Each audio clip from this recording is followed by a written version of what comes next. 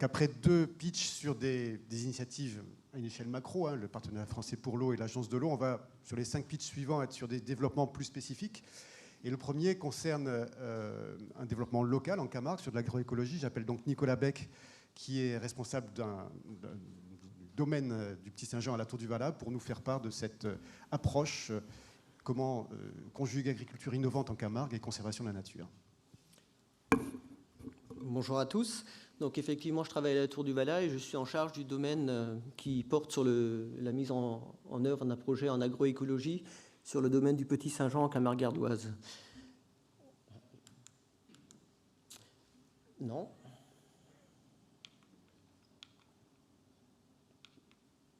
Je dois me tromper de bouton. Oui. Un des objectifs du projet est effectivement la mise en place d'un agroécosystème en zone humide méditerranéenne qui soit résilient effectivement à des contraintes pédoclimatiques déjà très fortes, mais qui sont accentuées ces dernières années par les effets du changement climatique, à savoir effectivement une diminution drastique des précipitations qui s'accentue et qui est suivie par des remontées de sel assez conséquentes qui sont létales pour la végétation et nos cultures. Chronologiquement, en fait, c'est un projet qui est effectivement très très jeune. Hein. On a commencé à y réfléchir en 2014.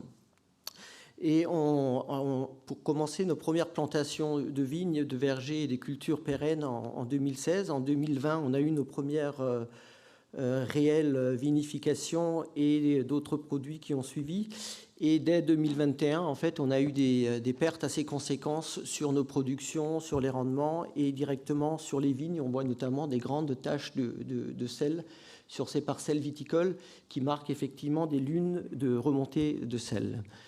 Notre modèle économique était effectivement basé sur un système en polyculture élevage où la vigne, très limitée sur 5 hectares uniquement sur la propriété qui en fait 100, était effectivement un atelier central, mais sur lequel en fait on avait différents ateliers satellites autour de la production de ressources agroforestières, de fourrage, de cultures annuelles, de plantes aromatiques et médicinales. Tout ça conjugué effectivement avec une mise en valeur pastorale et l'accueil de troupeaux sur le domaine. Le positionnement sur le marché ne fait que commencer. Hein. On produit effectivement, on propose chaque année entre 5 et 8 cépages et cuvées différentes. On a pu mettre effectivement, cloisonner nos différentes parcelles par des toutes petites parcelles et mettre une multitude de cépages en place, et notamment des cépages méridionaux qui nous permettent de se distinguer des voisins sur le territoire. Ces différentes cuvées sont complétées par la commercialisation de petites productions de niche pour l'instant, sachant que les systèmes ne sont pas encore tout à fait à maturité. L'idée, effectivement, c'est de commercialiser tout ça au niveau local en développant notamment un point de vente sur le site. Nos impacts assez rapides ont été effectivement l'installation d'une famille sur le site et une reconnaissance locale forte par rapport effectivement à nos vins qui se distinguent des vins habituellement produits sur le site.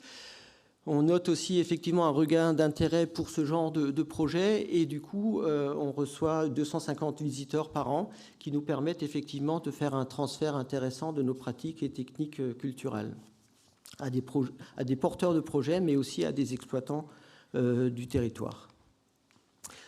En ce qui concerne l'équipe, on la retrouve un peu sur cette photo. Alors effectivement, il y a un chef de culture à plein temps sur site qui est accompagné effectivement d'un salarié saisonnier sur plus de 8 mois maintenant.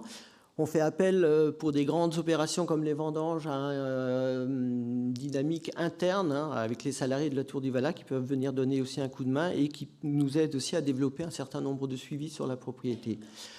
Chaque année, on accueille également des stagiaires et puis on a la possibilité d'avoir un service civique propre au projet.